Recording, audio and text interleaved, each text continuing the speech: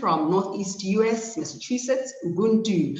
And we have Oswaldo from MenEngage Global Secretariat. Welcome to you. Buenos dias from Bogota. Good morning from Argentina. Gabrielle Hosein from Trinidad and Tobago. I see you. Tobago, I see you. I welcome you. I acknowledge you. Hello, Masiwa Gundi. You are following us from Bamberg, Germany. Thank you so very much. And again, Scotland. We have someone joining us from Scotland. We have Mohammed from Pakistan. We have Maria Mercado from Colombia, and says the symposium is a treasure. We love hearing that. Okay, let's get to our plenary number 5 on men and masculinities.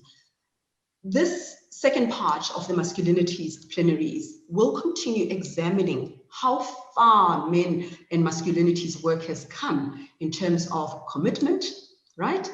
In terms of impact as well to gender equality and human rights for all. Panelists will discuss what needs to change to improve within men and masculinities work. The session aspires to advance a discussion about solidarity, allyship, and accountability to women's rights, LGBTQI rights, youth movements, and racial justice. And voices all over the world are being amplified and are demanding that we change the world according to those themes. It's a pleasure for me to introduce the moderator for us for this afternoon, Iman Amrani, award-winning video journalist, producing and presenting contemporary political and social short documentaries. And of course, much of her work really focuses on marginalized voices, minority issues, culture, and immigration. She's got a vision, she's got a goal, she's got aims, and her aim is to find the backstory, because we know that mainstream media, it's the headline, it's the clickbaiting, it's not really reporting critically on marginalized groups. And many people all over the world don't see themselves represented in the media. They don't hear their voices reflected in the media. So that is her aim, to find the backstory and get access to the difficult places where the real stories lie.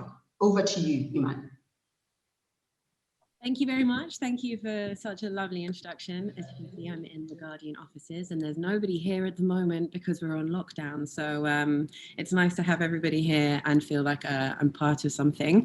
I'm very, very excited to be doing this plenary today. As you have said, Reddy, I am a journalist, so I'm not from an academic background, which means that I guess I'll be keen to pull this towards stories, anecdotes, case studies and examples that people have that really kind of, I guess, demonstrate and illustrate the points that people are looking to make today.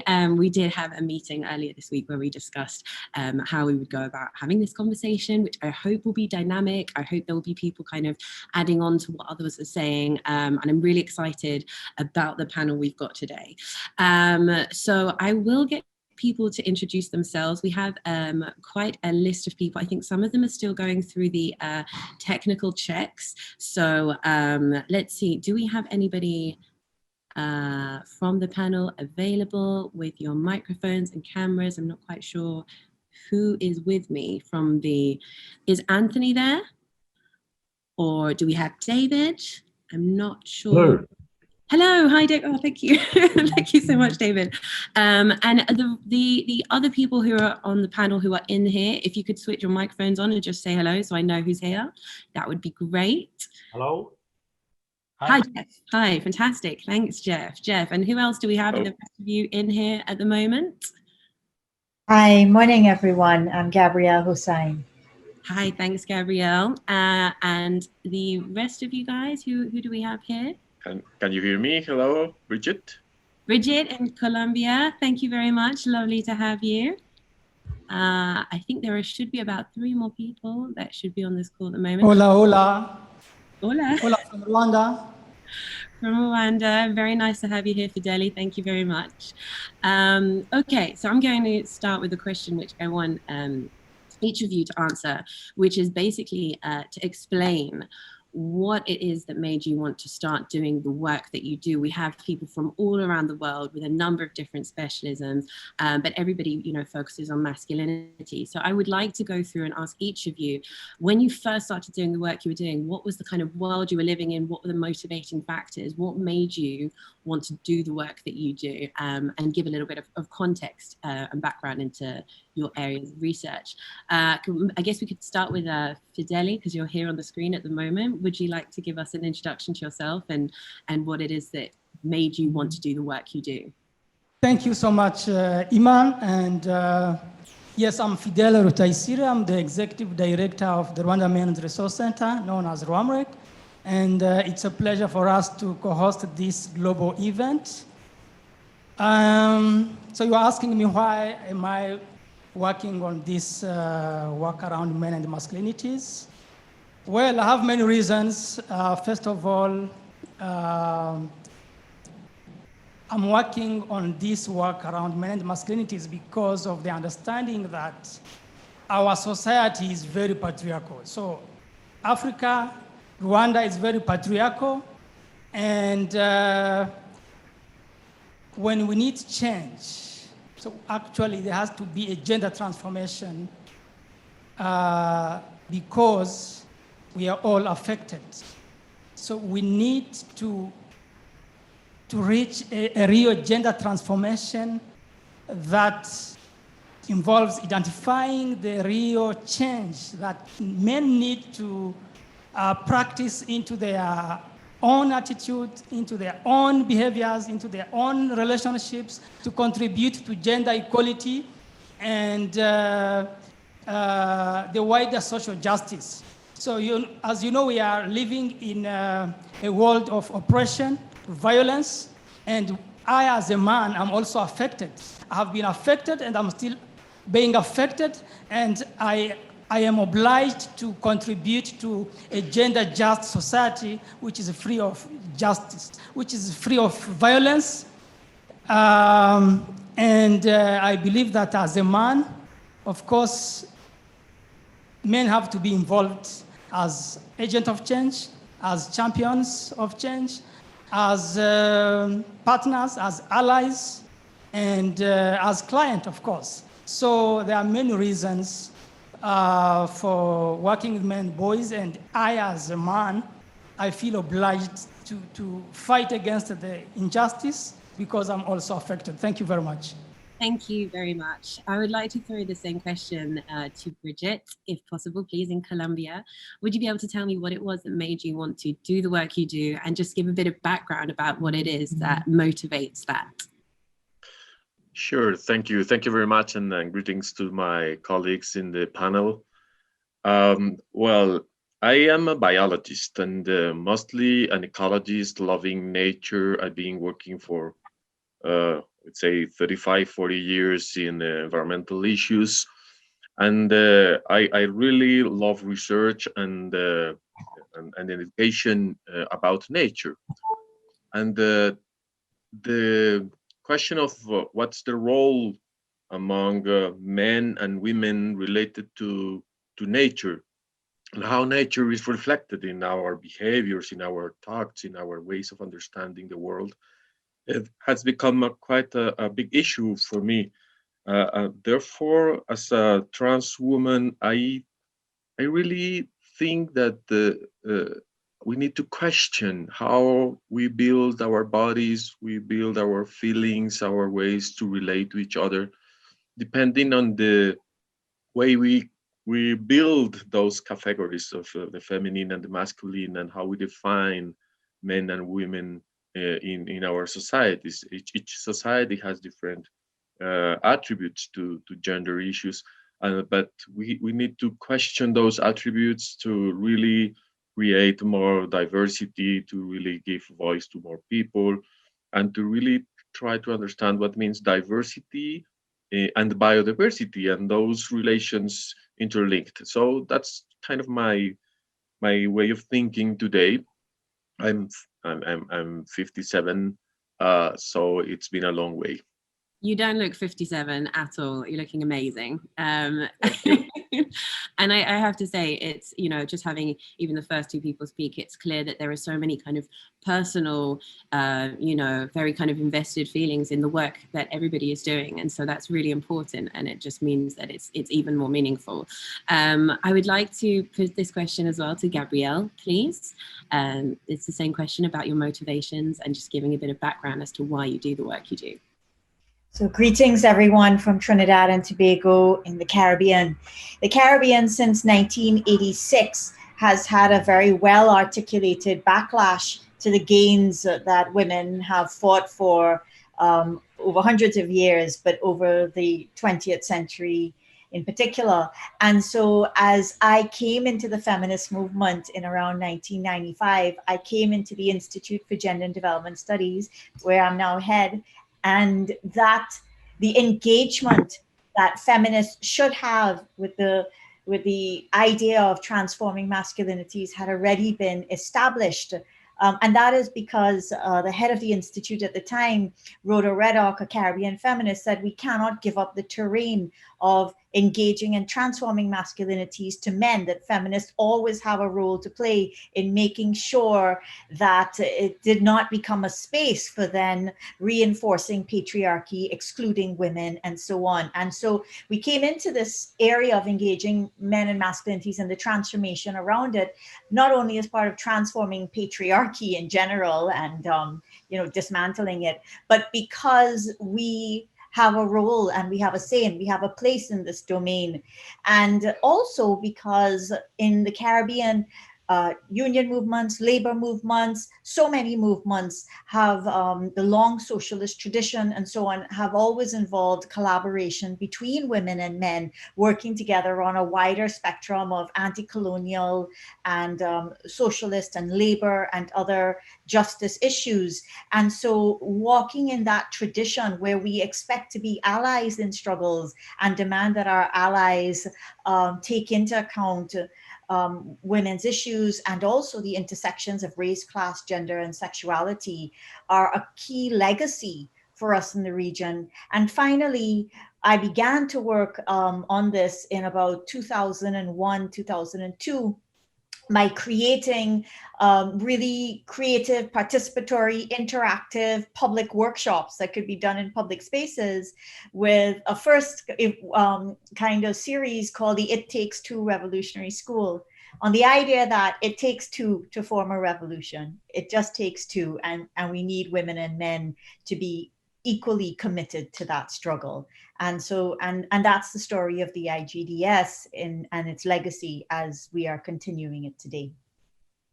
Amazing. Thank you so much, Gabrielle. And that talk of collaboration and bringing men and women together to have these conversations makes it feel even more kind of important that we have these conversations throughout the lockdown and everything that's going on, and that people can watch and be involved, and that we can, you know, continue to develop this conversation. David, I believe you're in the same country as me, and I would like to go on to you and get a bit of an introduction, background into what your motivations are, and, you know, when you started doing the work you were doing, what it was that made you go in this direction. Hi everyone, I'm David. I go by he, him pronouns. I'm at the University of Sheffield. I'm an academic who researches the relationship between masculinities, militarism, and war. How I got into this specifically was doing an international relations degree and finding that gender just wasn't present in the research that was being presented to us. The involvement of states in war, the promotion of militarism, the justification of martial violence was presented as natural, inevitable, unchangeable. And it struck me that this was a profound blind spot for the subject that I was interested in conflict. So that's the academic one. But more personally, I got into this work because I come from a very conservative evangelical background. I grew up in the church. My dad's a pastor. And when I was first exposed to feminism, it was because people in my lives, women and gender diverse folk, were talking to me about their experiences of violence and oppression, and I had no framework to understand it. It didn't fit or make sense with the religious framework around sin and immorality that I'd been brought up on. And at the same time, I was very lucky to have someone teaching me about feminist scholarship from the 1960s and 70s. And that was completely revelatory. The idea that gender was not something that you were born and imbued with through God, but that things can change and that people's experiences reflect power relations was profoundly affecting. And I think that the more substantive reason I've been so interested in continuing to work with this is not just why is it that states want to participate in war, but that why, as a boy and a young man, I was so preoccupied with violence in my leisure time and in pop culture, and how these things are so deeply imbued as desirable and attractive for young men to preoccupy themselves with, as opposed to nurturing and care. Thank you so much, David. That is incredible. And, you know, just hearing, like I said, hearing the people's personal stories and roots into, you know, the subjects that they care about, that is extremely powerful. So thank you so much. And so many things that I will definitely be coming back to you over the course of the next 2 hours. Jeff, I would like to come to you now, please. Also, I believe, in the same country. No, I'm not in the same country. How are you now? I'm not. But first of all, I want to say it's really great to be here, actually. It's very exciting, a bit nerve-wracking as well. No, I'm originally from the UK, but I live in Finland, okay, which is a bit further north, which I can talk about later, perhaps. But in terms of your question, your opening question, I'm going to answer it very personally, okay? In one sense, I'm a kind of child of the 60s, if you understand what I mean. I was educated in the 60s. I was doing my final undergraduate studies in May 68, if that means much to many people. And then, so in that sense, I mean, during the 70s, I was sort of supportive of feminism in a sort of general way. And I worked actually in a department in a university in Bradford in north of England, which was a kind of pretty strongly feminist department at that time. And at the same time, I would say personally, I felt uncomfortable or very uncomfortable about being a man, or what that meant at that time. And also I was very, what's the word, disappointed, yeah, we could say, in a lot of men friendships, okay, ways of being with other men. They were not okay. So one of the things we did, actually, we formed a men's group in the department where I worked. And this group met a few times. And we soon realized that some of the men were coming along to this group for anti-feminist reasons. I shouldn't laugh, that's the fact. So then we moved the group from outside from the university into the city, into the community. And we carried on for another 7 or 8 years. And I've been involved since the late 70s, yeah, in this kind of area, both in activism and in research and in writing and in policy and so on and so forth. But when one asks this kind of question, one other thing I've thought about this a lot before is that I think there are many ways of telling the story, actually. And one of the things I realized quite a long few years later is that when I was very young, right, my best friends were girls, actually. And in the system in the UK then, when you were 7 years old, you were sex segregated, you understand? So from being in a mixed infant school, my best friends were, I remember them, Mavis, Gillian and Judith, right? And then at 7, I never saw them again, okay? So that's a different way of telling the story. So I think there are lots of ways of actually thinking about how men can be involved in these issues. And then since then, I think issues of violence, oppression, post-colonialism, racism, absolutely central. And yeah, I mean, those points that you're making, that I find them really interesting when you think about things on a policy level or in government in the UK. I'm always thinking about the fact that many of the people making the decisions actually were segregated at school, and it was separate boys and girls, and those kinds of questions are really, really interesting when you look further down the line. How people were formed and how they kind of decided who they were going to be, and you know how that then appears in the work and the way that people make decisions. That's why I think that this question is quite a good one to start on, if I do say so myself. So I'll go now to hopefully we've got Carlos from Brazil. Is Carlos available at the moment? I think he was just doing some technical checks. Are you with us, Carlos? Marcos, sí. Sorry, Marcos, my bad. Sorry, Marcos. Can you just tell us about your journey into the work you do and your motivations and why it is that you do what you do? So I switched the language. I will speak in Spanish. Buenos días a todos y todas. Muchas gracias por la invitación. Yo creo que se inicia cuando yo era niño y escuchaba una historia de mi papá. Mi papá es de una zona rural de Brasil. Inicié su trabajo con mi abuelo cuando tenía 8 años de edad. Y al final de su primera semana de trabajo, mi abuelo le regaló un paquete de cigarrillos. Y le decía, mira, ahora eres un hombre. Y eso era una historia muy fuerte para mí como niño, ¿no? Y a lo largo de toda mi adolescencia y ya estaba en la universidad, tuve la oportunidad de participar de uno de los primeros grupos de hombres en Río de Janeiro. Y es para mí como un parteaguas, ¿no? Así como algo que cambia mi vida, o sea, mi mirada del mundo y sobre todo la relación con las compañeras feministas, ¿no? Creo que he aprendido muchísimo desde los colectivos de mujeres y mi participación y articulación y conversación con ellas. Y tuve 2 experiencias, creo, interesantes en términos de universidad. Yo soy ingeniero, es mi primera formación. Un curso en ese momento totalmente masculino, éramos la mayoría de hombres, y después el curso de psicología, que era un curso bastante femenino en ese momento, un curso de mujeres, ¿no? Entonces, tener las 2 miradas y siempre me hacía pensar así, cuál es mi rol como hombre y lo que quiero hacer con mis otros compañeros hombres, ¿no? Y de ahí inició una larga trayectoria, ¿no? De activismo y también de participación política y como educador y como profesional de salud, siempre pensando en las transformaciones de las relaciones entre hombres y mujeres, pero también entre hombres, ¿no? Era una preocupación constante. Bueno, muchas gracias, Marcos, y discúlpame otra vez. No, por nada. But that's great. Thank you so much. And there are so many things, obviously, we can talk about in terms of Latin America and Brazil. I will be coming back to you very soon. But I would just like to see Anthony. We should have Anthony on audio. Anthony, are you with us from Lebanon? Yes, I am here. And I apologize to all. I will have to turn off my video in order for the internet connection to remain stable so I can be with you for this wonderful discussion.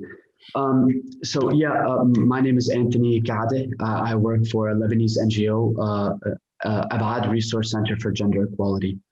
And also my way into this field was very personal. I was a young man living in the United States because my parents had fled from the Lebanese Civil War.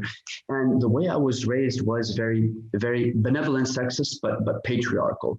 And so I felt I needed to be tough all the time and strong and hide my sensitivity because sensitivity was a swear word. It showed weakness. I didn't want to be that. That was almost an insult.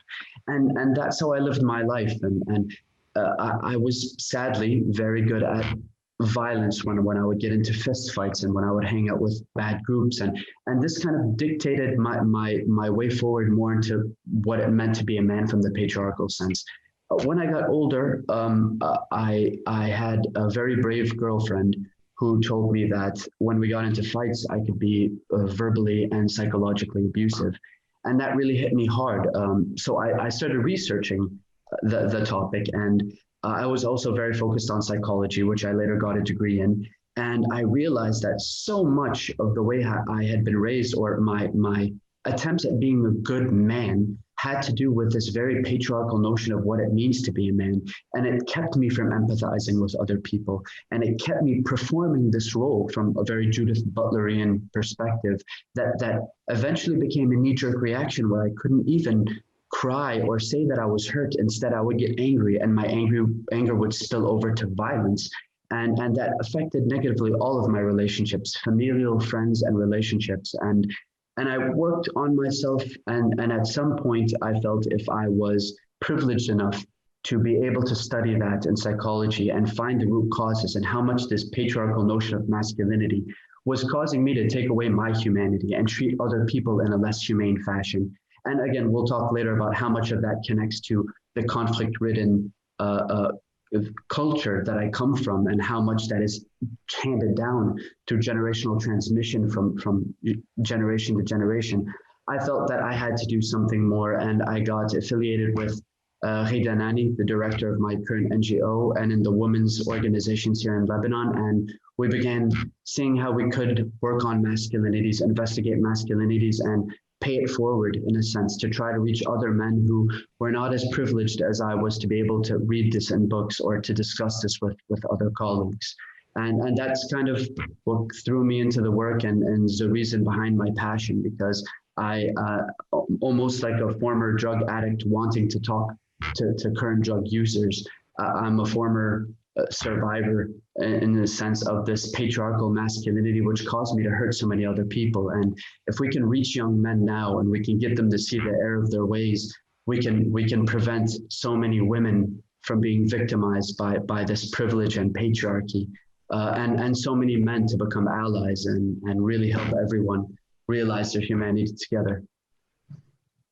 Thank you so much, Anthony, and thank you to all of you for sharing your personal experience and reasons for doing the work that you do. I just think that's a really good way of getting to know all of the wonderful people that we're going to be speaking with today. And just to be clear, in terms of structure, we have got so much experience, so many different geographical regions, and just so many possibilities when it comes to this conversation. So we're going to have a look, I guess, at the kind of historical context in each person's region or expertise, and then we will bring the conversation a bit more into the present and how things are looking now, what people have found out in their research as being effective, or any kind of breakthroughs, and then towards the end we'll throw forward and think about looking to the future, how we could kind of amplify some of the positive findings that people have had, and how we can imagine more progress into the future. So to start off, I think it would be really important to think about how things like conflict, as many of you have got experience in regions where there's been a lot of conflict, cultural characteristics and economics have over periods of time shaped specific ideas of masculinity in certain regions where you guys have been doing your research. And I think it might be good to maybe start with Brigitte in Colombia. I know that you have some interesting experience because, Colombia has had a lot of conflict, and, you've worked on environmental policies linked to post-conflict areas. So I was wondering, in Colombia specifically, how do you see the context as having affected the concept of masculinity in Colombia? Well, pretty much, Iman. It's since war is constantly fabrication of strong men, is one field where masculinity becomes so simple and so brutal that after 50 years of internal conflict, sexual violence against women, sexual violence even against women involved in the conflict as armed part of the revolutionary groups, has been very, very, we say, very sad and challenging for understanding what could be the reasons for the struggle after so many years. The result is that the emerging of strong men from all sides of the conflict, men that try to control territory, big men that try to control narco traffic, big men that try to control illegal gold mining, or vice versa, big men trying to fight against those other big men. So this is a kind of big struggle of very ugly identities which have been pervaded and still are pervading the culture, and they become even role models, negative role models for youngs and people on the cities and everywhere, because everybody affiliates that as a view of power. But after we signed the peace 3 years ago, there's some very interesting changes. For example, women that were part of the rebels were required again by their companions to be housewives and to be submissive to in peace, after being fighting head to head, shoulder to shoulder on the rural countryside or wherever.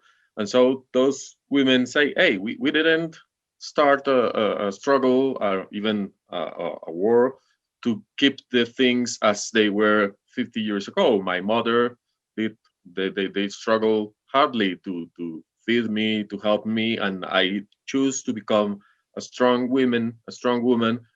So I want to go back to clean bathrooms and to make your food. And so that was kind of a surprise, because now there's a lot of women leading communities, leading processes of peace building all around the country, and that's great. And the other consequence of that was the country built a Commission of Truth that in many other places, and this Commission of Truth is really answering, is really asking the questions about how women were submitted, were attacked, were abused during war times, and by whom. And now we are starting to really build a different version of discrimination, about violence against women.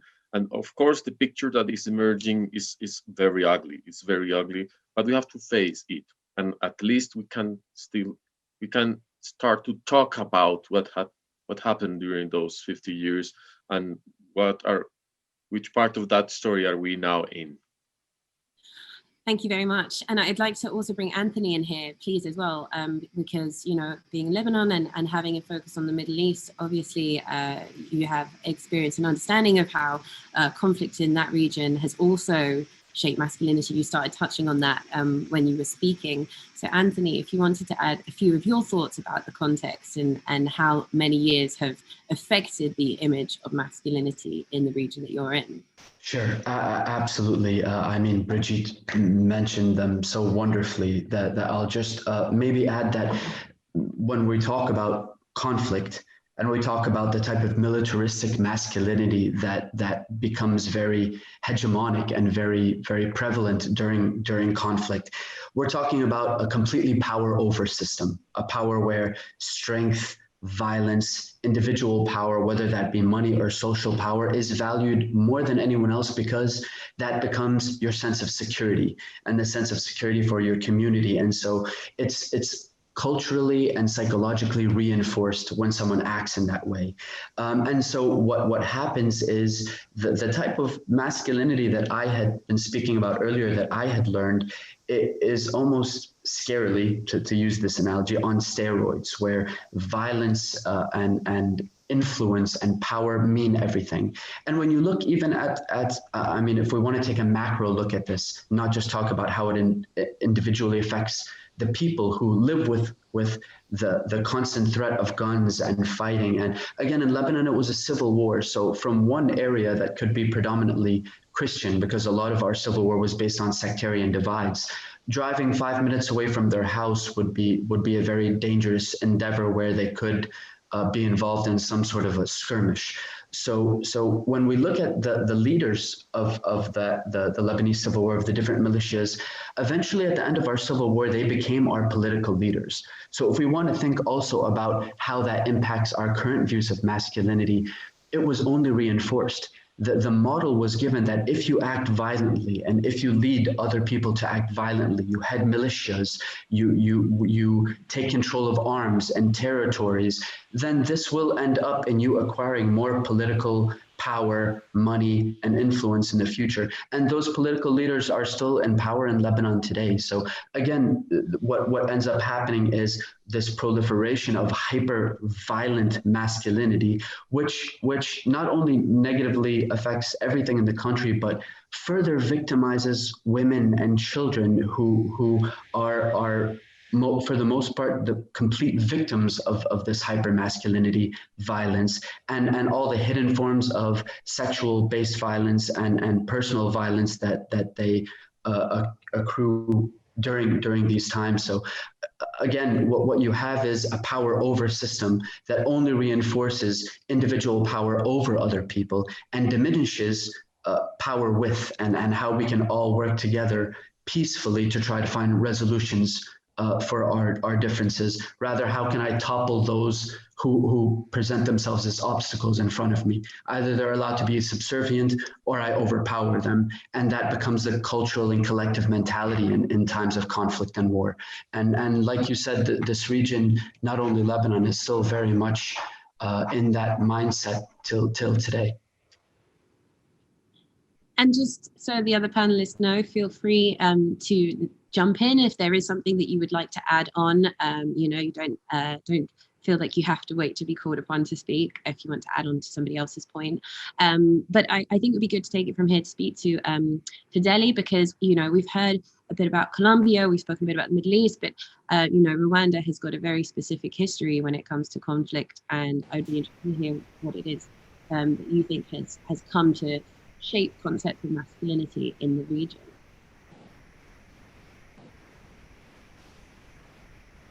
Yeah, hello. Yes, Ima, can I go on? Yes, go ahead. Yes, thank you. Well, as far as Rwanda is concerned, as you know, Rwanda has had a terrible genocide against Tutsi in 1994. And the negative gender social norms have clearly and directly influenced the genocide against Tutsi. The International Men and Gender Equality Survey, known as MenEngage, which we conducted in collaboration with Promundo, has indicated about the prevailing perceptions of masculinities in Rwanda. It indicated that there is a direct link between the involvement of men into violence, into war and genocide with regard to violence. So there is a link between the involvement of men into the genocide and their masculinities, because, as you know, the majority of perpetrators were men, and during the genocide, there was a slogan of being a man, as if being a man means to kill many Tutsi. So again, this International Men and Gender Equality Survey, the images shows that there is a link between the violence of adult men against their female partners. And again, in our programming, we did also other researches, and we found that nearly 90% of Rwandan men, which are targeted by RWAMREC programs, think that the most important role of women are to take care of their families, to cook for their families, and to respect their husband. And also, 70% of men, again targeted by RWAMREC programs, think that the man has to have the final word in the household decision. The man has to decide on the resources of the family. The man has to have the final word on sex. And because of this, and then there has been really violence. But again, we have the good news that when you look at our interventions, the good news is that it is possible to transform masculinities. So we have been able to transform masculinities around some community-based interventions, and we have found out that men can change. Thank you. Thank you very much. And we'll be coming back to you, obviously, to find out how it is that change, can be brought about and what is most effective. And I think it's really important, in each context that we're speaking of, to just understand how the cultural characteristics and, the breakdown of how people, prioritize things like values, how that actually contributes to the ideas that we have of a region and the identities that people share collectively.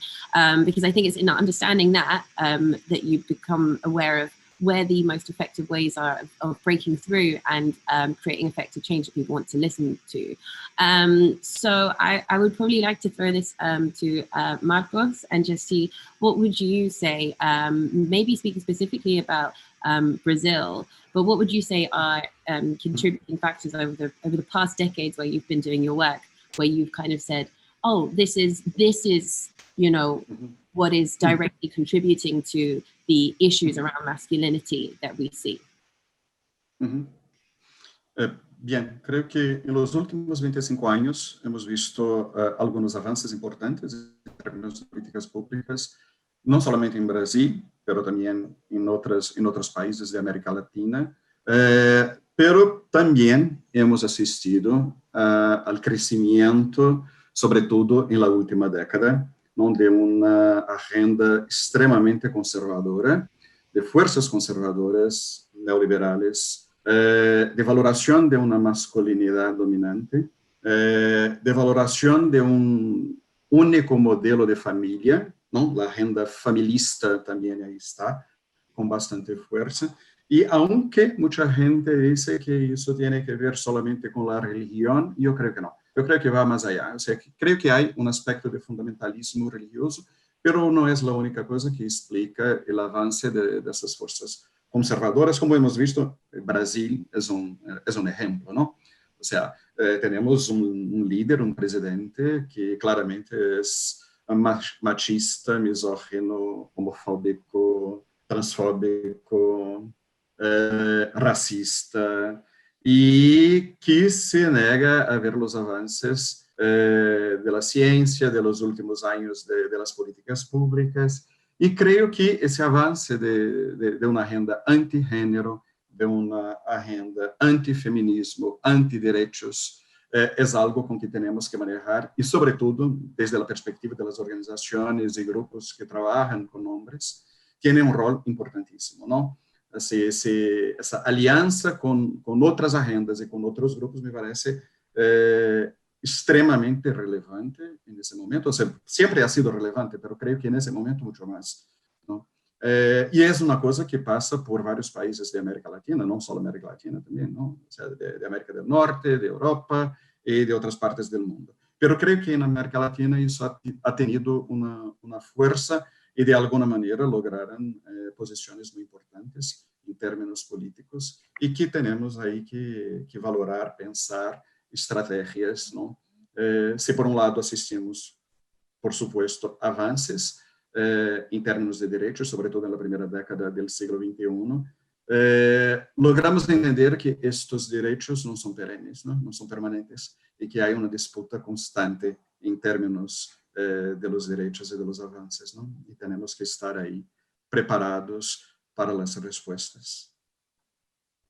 Thank you so much, Marcos. And I think that's really important, the points that you've raised. I guess bring it into a space where you actually think about the values and the conservative, I guess, politics and identities, and the way that, like you say, these kind of different things intersect. And I think that's really, really important. And hopefully we'll be able to develop on that. I would also like to bring in David. David, I do believe you wanted to add on a point, and I was going to come to you now anyway, because you have several different areas of interest that are really relevant here. So let me just pass on to you, David. Thank you. For the last few years, I've been doing a project that looks at how are interventions in sites of conflict trying to change masculinities. And I think there is a risk sometimes in these conversations that the masculinities that we highlight are the masculinities that are most visible because they're on men who are marginalized or men who are not in positions of dominance, which is not to say that performances of masculinity from these men aren't problems. But Jack Halberstam, in her book, Female Masculinity, says we read masculinity as masculinity when it is on bodies that are stigmatized. So when it's on trans men, when it's on men who are racialized, men of color, but when it's performed by men who are socially rewarded, you know, politicians, for example, it's not always read as being masculinity. It's often read as them just being rational or sensible. In sites of conflict, there is a challenge and a risk that sometimes our interventions can focus exclusively on how young, poor, marginalized men need to change their behavior, which again, I'm not saying that they don't, but that then what gets left out of the conversation are what are the structures and institutions that compel these men to pursue dominance, violence, and wealth. And very often it's the men whose performances of masculinity are not visible, and they're not visible because they're succeeding at living up to a patriarchal ideal. They're wealthy, they're in institutions of power. So for example, men within military institutions are very often not targeted in the same way as you might have men who are within gangs or men who are in militia groups. And I remember a conversation I had with one of my interview participants about this, and she said to me, you know, the problem is not just the young guy smoking a cigarette on the corner, it's my boss. And in these sites of conflict, there's this real, I would argue, a potentially colonial logic that can come through where we think the problem is poor brown guys and the people who have the solutions are men in positions of dominance. This is not to say that Fidele and Marcos and Anthony and Brigitte's, you know, analysis isn't, I totally agree, but I want to bring back into the picture who are the people in dominance and power, who are the people internationally that are leading to these patriarchal structures and benefit most from them. And it tends to be men who are in institutions that privilege masculinity, but masculinity in a way that is less visible, that is less legible, and we can end up missing it from the conversation entirely sometimes. Yeah, no, I think that's a really important point to make, and you know, it seems fitting, you know, coming from somebody who's working in an institution in the UK in the university space. So I'm sure you're very aware and have seen as many examples as anybody else of exactly what it is you're talking about. And I think that that's, you know, speaks to the richness of this group of people who have so many different experiences and can draw on any blind spots that might be in this conversation. So thank you so much. I would like to come to Jeff now as well. Jeff, are you here still? Not at the top of my... Yes. Jeff, yes. Yep. Yes, go ahead. I thought you were going to go ahead. Okay. Yeah, well, I mean, I can agree totally with, well, I guess all the previous speakers, but David's last point I'll pick up and agree with. But I mean, the question you're asking, it's a really big question. I'm thinking what to say in these few minutes. I think one thing perhaps I didn't make clear, I also work in universities as well. Perhaps I didn't say that at the beginning, and I've worked in research terms for a long time in this area. And initially that was in the UK. And one major experience for me, which was to do direct work, actually interviewing men using violence, or men who have used violence against women. That was a major educational and, if you like, feminist movement, working with people like Jamela and so on in Bradford. That changed, I wouldn't say everything, but it made the point that violence is there, you cannot avoid it, right? But then the other thing that happened personally, a bit links to the wider question, is that 20 years later, I moved to Finland, right, which is a different country. It has a different gender system, if you like, a different way gender works, okay? It's in many ways more gender equal, although it's a complicated story, right? And I had to sort of learn again, or, you know, how gender worked in a different place. I had to sort of begin again. And through that, we did a lot of work, mainly in Europe, mainly through EU projects, looking at what's going on in different parts of Europe. Okay, so I'm going to sort of focus on the European region. And this was with many colleagues. And it's very important to say this work we did in the early 2000s was with feminist women and pro-feminist men. It was not a project called Chrome that was done by men. It was a project, feminist women and pro-feminist men. And one of the things we found is that, of course, there are great similarities across, even within Europe. It's a very diverse region, very diverse so-called continent, right? There are similarities around violence against women, violence against children, power centers, you know, who's in top management, who's in governments. But also there are big differences as well. I mean, really big differences in terms of political movements, in terms of racism, or the form racism takes, perhaps I should say, in terms of feminism, in terms of the history of feminism in different parts of Europe. So we had to both look at both what was going on generally and what was more similar, but also what was different. And the fact is that, you know, if you look at something like homicide even within Europe, there are massive, massive variations, you know what I mean? So this is nothing about, you know, nothing about naturally killing people. This is about the differences that actually work. At one point, I remember noticing in Russia, the homicide rate was 20 times that in Norway. I don't know the current figures, but you understand. So this looks at both the similarities, as has been said, and also the diversity that's going on. And then perhaps another project I should mention, I mean, in terms of Europe, which I think is an interesting project, was a project done in around 2012-13, which was a big project involving probably, I don't know, probably 40, 50 researchers. It was called The Role of Men in Gender Equality. It's online, you can find it very easily. It's 300 pages. And it covers all these kinds of issues and looks again at differences within Europe. I mean, in some parts of Europe, I mean, talk about universities, in some parts of Europe, you have, for instance, say, maybe 40% of women in, I don't know, professorships, top jobs. In other parts of Europe, you find very, very low numbers still. So there's, even within that. I mean, one thing I remember from the project, The Role of Men in Gender Equality, it wasn't particularly about violence, it was about the involvement of men in domestic work, childcare, work at home, right? And there's 2 points there I recall. One is that, I mean, there are gradual increases, gradual, but it's slow, gradual increases of men's involvement in those things in Europe, right? But it's very variable, right? It's slow. So women are changing faster than men, basically. And the other thing I remember was that men who are more educated, putting it very, very simply, tended to do more involvement in domestic work, okay, tended to be at a very general level. But men who had more money, who earned more, tend to do less.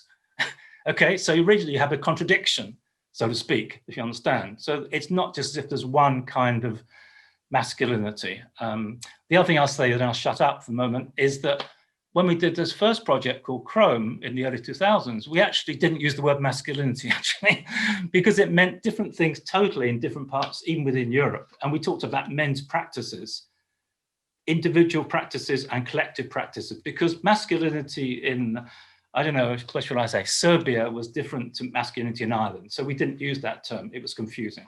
Okay. Thank you very much. And yeah, I found that doing the series that I was doing for The Guardian, Modern Masculinity, I had to take so much care with the language that we would use. And actually one of the well, thank you. But yeah, the only thing we had to decide not to use academic language because we wanted the conversation to be as kind of accessible to people as possible. And we found it was quite difficult to go out and talk to, you know, people in the streets if we started to kind of get too specific and allowed people to speak in their own language. So I completely understand what you mean. Like one word, you know, in one part of even the UK means something completely different in another city. So, you know, it is quite difficult, I think, to get into the nitty gritty because it's so sensitive. And I think an awareness of that is so, so important. And I would really like to come to you, Gabrielle. Now, thank you so much for your patience. We haven't heard from you for a while. We've kind of gone all the way around. But for you in Trinidad, in the Caribbean more broadly, because I know you've done work elsewhere, what do you think have been the contributing kind of significant moments or factors that have really shaped an idea of masculinity? And what is your view on that? I think it's important to always keep in mind that the Caribbean was founded in the colonial encounter. In many ways, that is the moment of the birth of the modern Caribbean, and that plantation legacy is one that still shapes the region today. When African and Indian women came to the Caribbean, they did not come as wives, they came as workers, first as enslaved Africans, but later as indentured workers for Indian women. And so an interesting thing to keep in mind is that women have been working in the waged economy in the Caribbean since 1838 in mass numbers. And so some of the ideas we have of women moving into the workforce in the early 20th century and and so on don't work here. And in my mind, they transformed gender relations very early on. We began to see the kind of response to Indian women, for example, in terms of the murders of women by the mid to late 1800s, which is exactly the kind of backlash that we see today with the male backlash model, which is the model that explains not just ideologies or beliefs in male domination and women's subordination, but actually, beliefs that women are out of place and out of order and have too much equality. And we saw that at that period, and we're seeing that today. So first of all, I want to just, put in place that the colonial encounter retains its ghostly grip on us still, and is something that we continue to negotiate with, in particular, not just in terms of having a highly exploitive economic structure, but also in terms of the legacies of family violence, sexual violence, and child sexual abuse and incest. Violence, including sexual violence, is built into the colonial encounter, and the Caribbean remains one of the regions in the world with the highest rates of sexual violence, considering that these are not countries in the Anglophone region that have histories of civil war. And yet that history of sexual violence in particular, including child sexual abuse and incest, is so strong and so significant, because it means that boys are growing up in households that are fundamentally violent, and as children are witnessing and experiencing and therefore reproducing as later on. In the 1970s, we had at the time of the Global Women's Conferences, there was extremely powerful, well-organized, and successful attempts by the feminist movement to do something slightly different from what we're doing now, which is focusing on the interpersonal. At that time, the emphasis was on transforming the state, transforming institutions, changing bureaucracies, changing budgets, getting a particular kind of institutional, systemic, and structural shift in the system. And that period of the 1970s to about 1985 also saw the birth of men becoming involved. By the 1990s, you had men beginning to organize around transforming fatherhood. You saw men beginning to organize against violence against women. But as with everything else, there has been a turn to the right. That turn to the right is multifaceted in terms of homophobia, in terms of sex and sexuality, in terms of gender. And whereas men in the Caribbean in the 1990s just grabbed the concept of gender, demanded they be included in the concept of gender, just wielded it for men's interest, when the LGBT movement in the Caribbean then picked up the concept of gender as part of its own successful mobilizing, you saw a retreat back to sex. And what's very interesting is in policy documents in the region now, the states have moved from using the language of gender to using the language of sex, or indeed using gender in those terms. And so what I'm trying to track is that even though there are consistent structures, now we can talk about things such as debt, we can talk about the impact of structural adjustment programs, and so on. We can talk about the role of the narcotics trade. Even though there are very consistent kind of forms of social and economic exploitation and exclusion, what we can see is that there have been movements in how men and women have engaged this, and indeed there have been movements in the ways that the concept of gender has been picked up, and there have been movements in the ways that men have responded to women's empowerment. And so in the Caribbean, we have shifts in the material relations of gender, that is women moving into the economy, moving into the state, and a backlash in terms of the private sphere, in terms of religion, in terms of the ideological relations of gender. And so keeping those kinds of contradictions in mind is important. The last thing I want to say to this is the words gender equality. One of the things that we don't do in the IGDS anymore, in a sense, is aim for gender equality, not just because we are aiming for something beyond equality with men. We are aiming for transformation of the system overall for everyone, both women and men, but also because the idea of gender equality has been picked up by the men's rights movement to argue that men now need equality with women on all kinds of spurious terms. And so we have started talking much more about gender justice, because gender justice includes climate justice, it includes, economic justice, it includes a much broader and, in a sense, intersectional approach. And so for us, those are very important and interesting and nuanced negotiations in what is in many ways a highly consistent plantation economy framework across the region.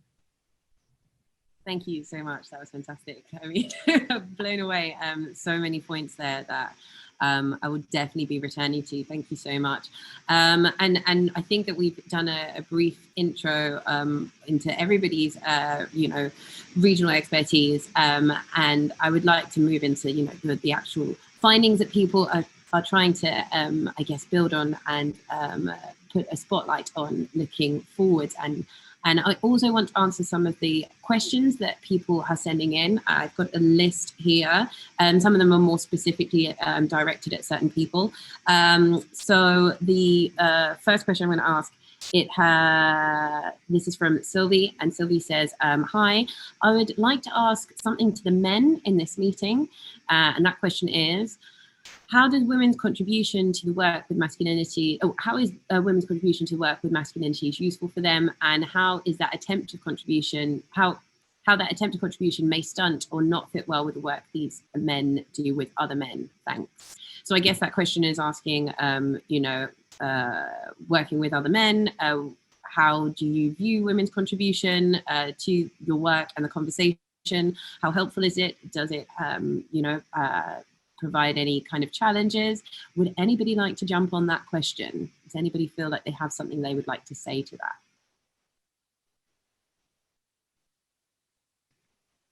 Jeff, is that Jeff? Go ahead, yeah, sure. Okay, well, I can do. I think there are some situations where, at least on a temporary basis, it's probably a good idea for men to talk to men, just as in some situations, it may be a good temporary thing to do for white people to talk to white people about racism, okay? But having said, and I mentioned about being involved in a men's group in the late 70s, at one point for some years. But I actually do think that, the idea of working separately from women is ridiculous, actually, in the longer term sense. I mean, and it's obvious, I mean, within MenEngage, there are many women involved, or people of diverse genders involved in MenEngage.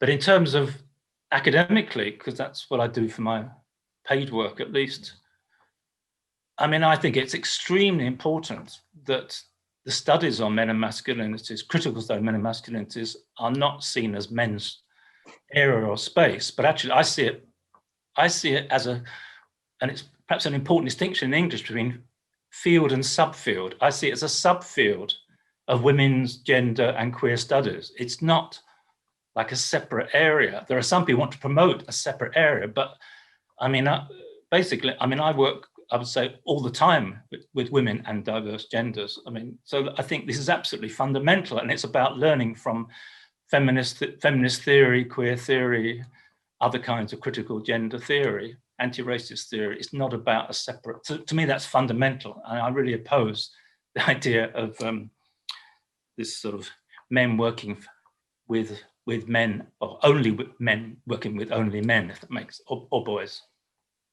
Yeah. Thank you, Jeff. Would any of the other men? Maybe I could jump in if that's okay. Yeah, kind of. I feel it's absolutely essential that women and women's organizations, and specifically feminists, are involved, and for a couple of reasons. Even when the personal is political. So when I reflect upon my own journey, it wasn't a man who opened my eyes to my privilege and my abusive behaviors and my patriarchal attitudes. It was a woman. It was women. It was different women in my life. When I took on that journey to see how patriarchy had affected me from the inside out. It was feminist writers, it was feminist theorists, it was different women involved in women's organizations and feminist organizations that helped me conceptualize it and personalize it to my own life and think about how we could gear those messages towards other men. I think I loved, well, I mean, everyone has said amazing things, but I loved what Gabrielle said about remembering that now there are the collective resistance of quote unquote men's rights groups. I think that is a reality of what happens when we engage men without women and without feminists and without women's organizations. It takes a turn for the worse because privilege is poisonous. I, as Anthony, will always have my privilege without that being constantly reminded to me, without working collectively with women. Eventually, absolute power corrupts absolutely. My privilege will blind me to things that should be brought up. And as said, not just women, people from all gender orientations and sexual orientations, from the whole spectrum. So I think it's absolutely essential that women be involved. Otherwise, we risk creating a nouveau patriarchy where we get into the idea of men talking to men and men dominating the field. And before we've known it, we've helped patriarchy evolve faster than this COVID-19 is evolving and take over something that was once beautiful. And again, strategies of men talking to men is a good foot in the door strategy. But even that, if we don't move beyond that, we limit men from their progress and eventually what the overall goal is, seeing how their privilege has stunted them from realizing women's power and women's contributions and how all of us can be thrust forward when we all work together. If they just get used to talking to men, we really circled around back to the place where we started, just a little bit more perhaps politically correct, but that's not the goal. So I would say it's absolutely essential. Thank you very much, Anthony. And I would just say that it's an interesting question as well. I've been asked multiple times why a woman would produce a series looking at masculinity. And I've always kind of responded saying, well, you know, the whole point of being a journalist is to try and use your curiosity to find answers to things you don't know. And so that seemed like an obvious area when I felt like, as a woman or an individual, I maybe felt there were so many things that I maybe didn't understand or felt frustrated with. It was a good way of trying to work through those questions. And there was a lot of respect, you know, at the foundation of all of the interviews we did. So it actually, every conversation turned out to be something which moved us forward and developed even more respect. And I only found that to be a positive thing, engaging with these questions. But I would like to ask Brigitte and Gabrielle, you know, what have you found to be challenges in doing the work that you're doing and engaging in areas around questions of masculinity? Have you come up against challenges? Have you found it at points people resistant to kind of allowing you to be involved in the conversation and to contribute the work that it is you do? Well, something that helped me a lot with dealing with the issues of masculinity versus femininity and all the transitions that happen around the construction of gender is the cultural diversity that surrounds us. And I started to become aware of the huge diversity of views, concepts, attributes of womanhood or manhood when I started to travel and work with local communities all around the country because of environmental issues. We have here in Colombia like 100 different ethnic groups and also lots of different mixtures of traditions, and therefore there's all kind of feminine images emerging from everywhere, and traditions mixed with communicational devices from other countries, other places. Therefore, what you have when you travel is a wider approach to what it means to be a woman or a man, and you can create you can kind of create yourself in the middle of this movement that allows you to express in very different ways. So I try to convey an image of a wider sense of masculinity or femininity everywhere where I go, and use that as a conversational approach to promote this questioning, but subtle questioning of what it means to be. And I think that is very helpful to overcome this resistance that happens in the middle of your own kind. I mean my own family, my own community, which sees me as a kind of very, very weird woman. but this weirdness disappears when you go other places, when you talk to other people, and at the end, everybody feels that, well, it's a person. It's a person, well, with her own views about the world. It's a person that can also create interesting conversations about gender, and therefore it's a way to moving ahead, and perhaps it's a way to understand how transformation it's possible, and we can move ahead wherever you come from. Thank you very much. Gabrielle, did you want to add on something to this point? Only to say that the Caribbean is the recipient of a great deal of US Christian fundamentalist missionary zeal. And so US Christian missionaries from Texas and the Midwest and places like that are constantly coming to the region and creating, entrenching, and have been over the past 20 years, a really fundamentalist kind of evangelical Christianity. And we have seen the impact of that missionary zeal across the region, really acting to hold back what would have been progressive gains that we could have achieved through local organizing on the ground in different countries. At the same time, I want to say that the LGBT movement in the Caribbean, certainly over the last 15 years, has been incredibly vocal, incredibly powerful, and working both at an advocacy level as well as at a community level in different parts of the region. And so you have to understand that hegemonic masculinity, or the traditional ideas of men, are caught between these different currents, both of which are located and intersected with global movements.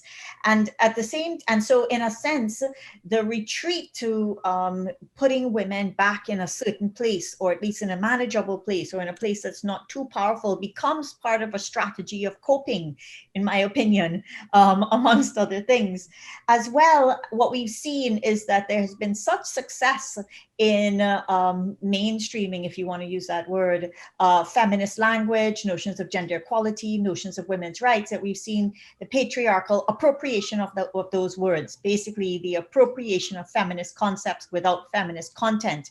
And so we get men talking about discrimination and victimhood. We get men talking about custody as an issue of discrimination against men, not as the sexual division of labor, which both men and women should be challenging, so that all of us can be seen as nurturers and neither of us overburdened by it.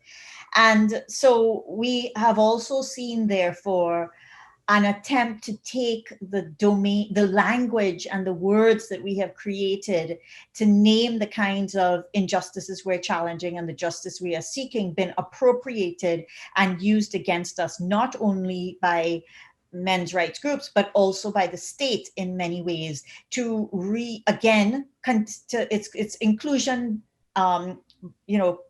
it's containment by inclusion is what it is. And in many ways, that's what we've seen. And so again, I just want to emphasize that as we're talking about this, we are dealing with Caribbean sits in the context of waves. So we are dealing with highly contradictory cross currents. And on the one hand, we can say that, we have a generation that is a lot less homophobic, a lot more committed to women's rights, to ending violence against women, and so on. And yet at the same time, we are operating in a region where the conceptual clarity in knowing that ultimately we don't need a men's movement, we don't need a women's movement, we need a feminist movement of women and men who share an analysis of how the parts connect, how high rates of suicide connect to high rates of domestic violence, connect to high rates of gang violence, that these are not men's issues versus women's issues, that these are interconnected issues in a system. We have seen that become a domain of great contestation, and in so doing be a domain of great containment when picked up on the ground, but also by the state. Thank you so much. And you gave me flashbacks to when I lived for a year as a teenager in a Haitian bate, so a Haitian village, and it was missionary groups working there when the earthquake happened in Haiti, and seeing everything, exactly what you're talking about. I guess that factor, the Christian missionary groups that came and how that affected just what people's roles were and their understanding of what they needed to do also to get ahead within that system was fascinating, but I won't go too much into it. It's your words that have made me think about that. So they are extremely, extremely relevant. Marcos, you are going to jump in here, yes? Yes.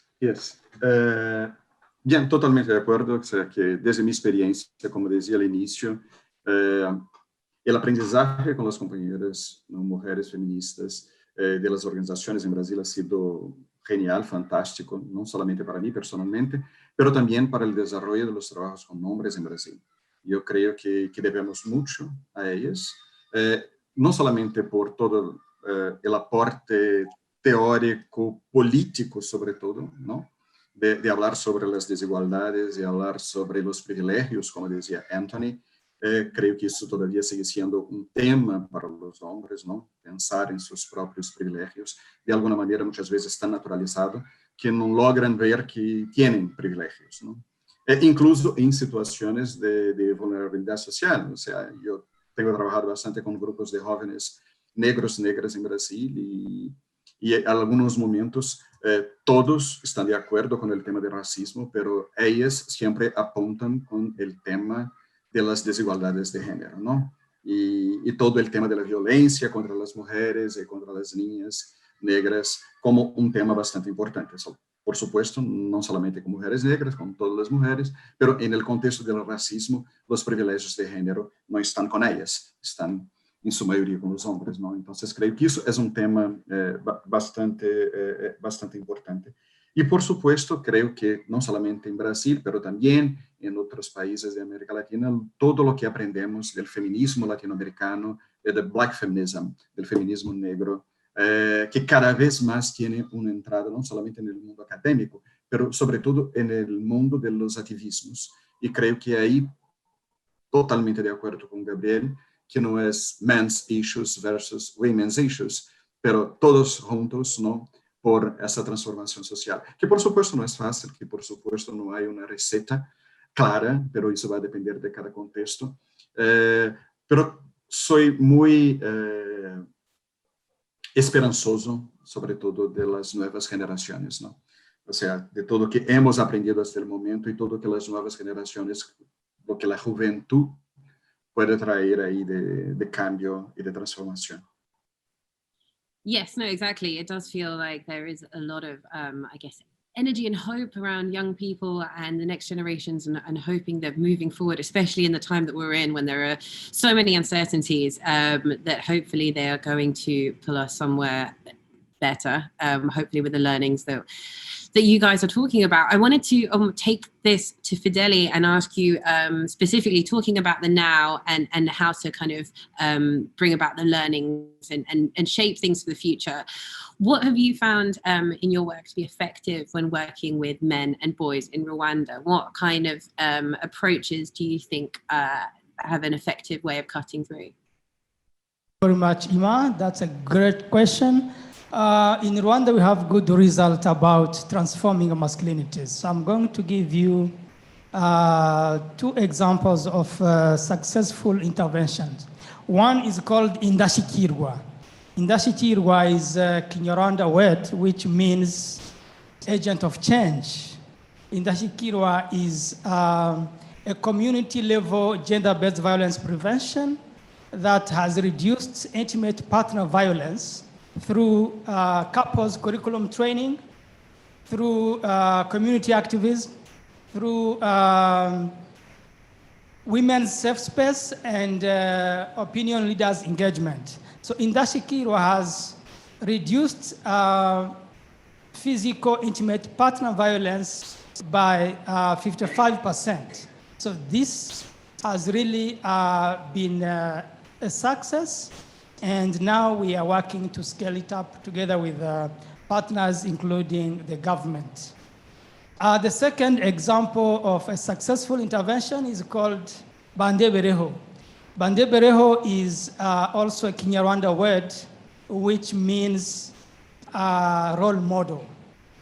Bandebereho is actually a gender transformative interventions for couples to promote men's engagement in reproductive and maternal health, caregiving, and healthier relationships. So it's an intervention that engages men and their partners to actually through small participatory group sessions of critical reflections, critical dialogues, and this intervention has actually reduced also domestic violence by 44%.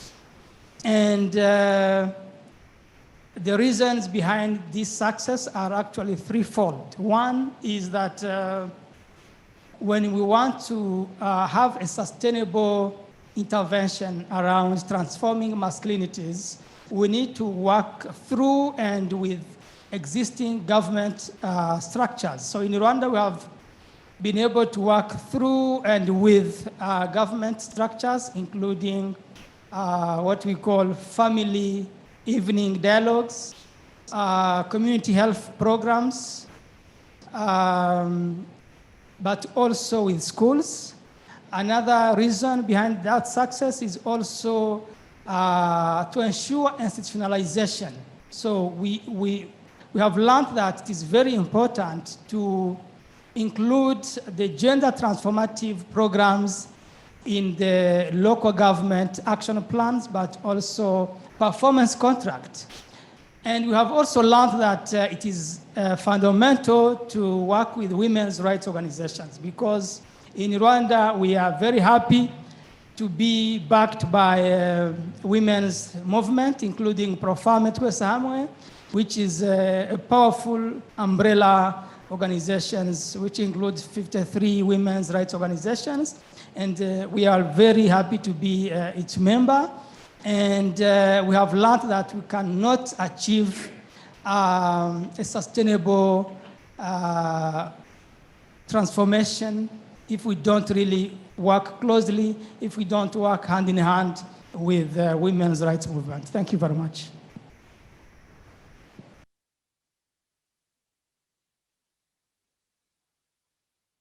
Sorry, I was on mute. But thank you very much, Fidele. And speaking about the areas where, you know, things can be affected and change can be brought about, it would be good to talk about things like funding and, you know, funders being involved in this area to do with men and masculinity. And I believe that is something that David can speak about. David, are you with us? Yeah, thank you. I wanted to say a couple of things. I mean, the first one is there has been this growth of interest in work on men and masculinities in the funding space, for example, in the UN system. This has led to some really fantastic work being able to be done, but there's also been a challenge here, and it relates to the earlier question about what the role of men is. There has been a real interest in male champion programs and initiatives that place men who don't have a track record on gender equality, who aren't connected to feminist movements, at the center of initiatives. I think it connects to Gabrielle's point about how the language of gender equality can be co-opted and used to put a friendly face on fairly brutal institutions. This was something that I saw in fieldwork, for example, in Fiji in relation to the military, where military organizations were keen to present themselves in some ways as being reformed, less patriarchal, kinder. But this was in part to justify their position as the dominant institution within the country. And the way in which this work gets funded, I think it's so important to stay connected with, you know, radical transformative feminist movements, and particularly to risk a kind of binary separated men's space of work, where you have work that is the work on men and boys separated out, and that can so easily end up reinforcing a message that men are different, that men are their stereotypes, rather than opening up the possibilities for more, you know, fluid and radical transformation about men's gender, sexualities, relationships. And I think that there's a real importance there that the funding wants to fund work that basically often fits with our pre-existing stereotypes about what men are and what the problems with them are. As in that young men aren't working hard enough, or that young men are drinking, or young men are having promiscuous sex. And we can end up buying into a model where funders want to fund what I think of as liberal self-betterment programs, you know, a kind of respectability campaign where, in the language of gender equality, you work with men, particularly, again, young marginalized men, to make their performances of gender less disreputable and more respectable. And that, to me, is not radical. That is not feminist. What we need is an agenda that adopts real gender transformation, that takes on critiques of patriarchy, of cis sexism, of gender binary, and really tries to break them down. I think that the way that funders want to do this is often not what we want. And we need to be critical friends in some ways to this work that's being done, and be open to critiquing the hand that feeds us in some instances. Thank you very much. Thanks, David. I would like to return to some of the questions we've got. We've got quite a few questions that have come in. But Charles Knight has asked, how does the trend towards economic inequality in many parts of the world affect efforts and prospects for gender equality? I think that's a really important question, and quite a heavy one, I know. But would anybody like to speak on that? So economic inequality and how that links to gender inequality. Would anybody feel comfortable responding to this question?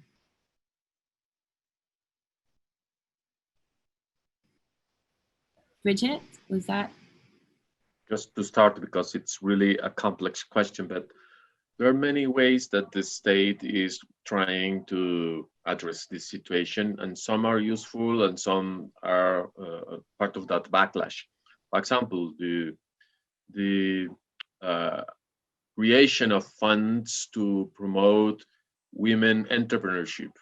So this is a way to say that you can overcome the economic discrimination or the economic suffering in the past, but if you align with certain rules of the system, if you behave, then you can go into the current economy, you can receive support from private sectors, from credit from the banks, and else.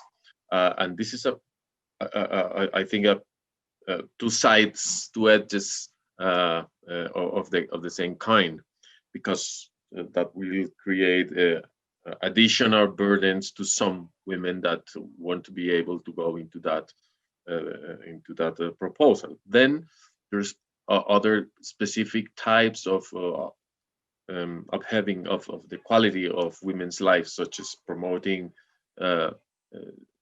science between young students, young women at the school.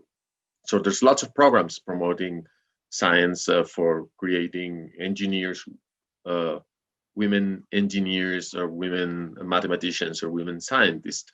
But then for all of those programs, you have to, I will insist on the word, to behave, to reaffirm that you are a woman, and in the terms that the general society accepts too. It's not to create that new type of womanhood, but to just reaffirm the separation between sexes and gender. But of course, there's always the civil society going in and challenging all the criteria that are used for those programs, and say, okay, you have to do within those criteria. You have to accept all types of women, and you have to focus. You have to have criteria for those more vulnerable. You have to focus on the single mothers or people that is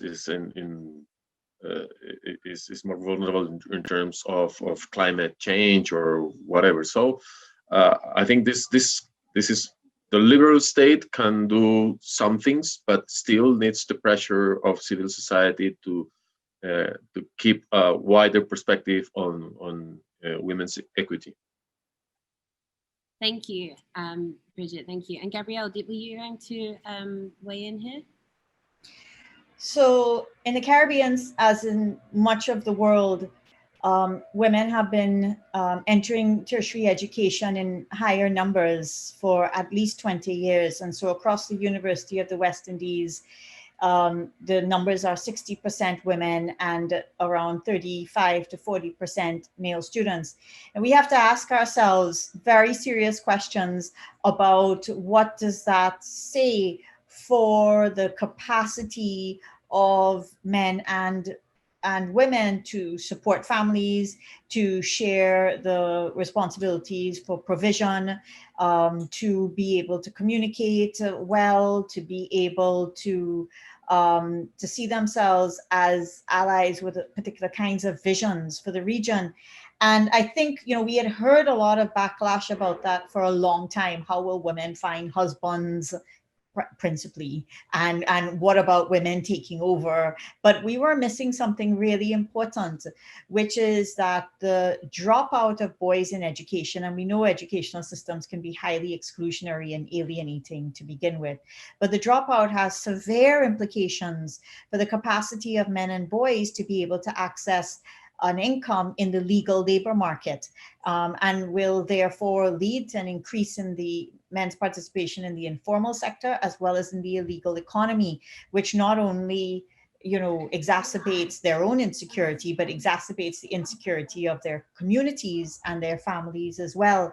And so for us, I think seeing, especially in the context of COVID, especially in the context of Caribbean economies that are highly indebted, oil-based economies like Trinidad and Tobago that are in a contraction at worst and a standstill at best, we are, I think, in the throes of really having to struggle with the capacity of men and boys to survive economically and be able to access a decent living wage, and the implications of that for women and the implications of that for women who are raising children. And I want to just give one example from COVID before I go, which is to say that there's a men's rights organization here that I won't name for the sake of not giving them any greater traction. But one of the things they had said at the beginning of COVID was that there should be a moratorium on tracking down men for maintenance payments, because of course there was so much unemployment and men could not make their maintenance payments to their children, and it should not be enforced through the courts. And that's a reality that we have. At the same time, what happens now have to survive on even less and support their children on even less, when we know that women are experiencing higher rates of unemployment, higher rates of economic insecurity currently during COVID everywhere in the world, and at the same time are having to perform a greater burden of care. So, you know, that's how these are working out in actual things that are being said at this moment by some groups and in actual responses that the state is considering. And in terms of the actual implications around economic, individual, and familial insecurity for women and children. Thank you, Gabrielle. Iman, if I might just say something really quick. Also, when talking about economic insecurity, it's kind of a topic that hits home in current modern day Lebanon. We are currently going through the worst financial crisis since the Civil War.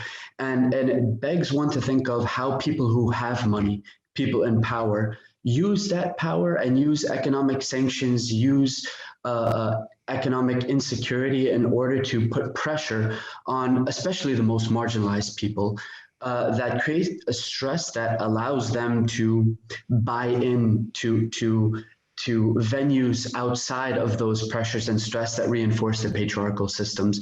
If we think about all of the histories of conflicts and wars in the world, they're never fought by, per se, the people who have money. They're fought by the poor, the marginalized. It's the poor and the marginalized and people without voices who suffer the most from war.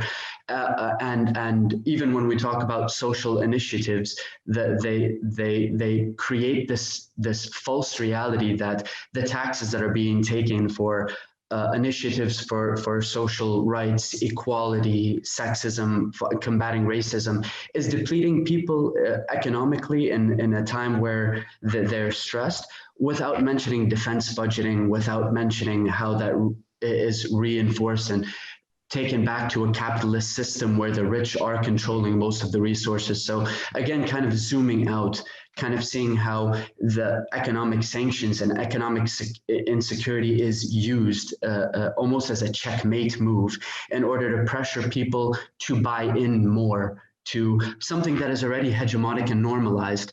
So it's a way of maintaining the patriarchal structure, especially at times when a shift is evident or there's a potential shift. Thank you, Anthony. I'm going to try and get to more of these questions. We have actually got loads coming through, but I'm going to put two of these questions kind of side by side because they are both about, I guess, how to open up a conversation or bring about change in a difficult space. So the first one from Mohammed is, how do we get men to be involved in questioning and reconstructing their masculinities, especially in countries where men are still against entering such conversations? So where, you know, in certain places it's difficult to even begin to have the conversation. How do you start to do that and make men start questioning these things? And the second question, which I think runs alongside that, is from Savita.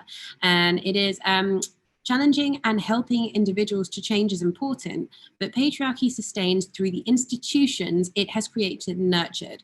What are the different strategies some of you have used to challenge and bring about in structural changes? So one of those is I guess, more generally about opening the conversation where that conversation people are resistant to. And the other one is about how you may have brought about some kind of structural change in the face of, I guess, bodies or entities which are not necessarily built to serve this conversation. So would anybody like to pick up either one of these?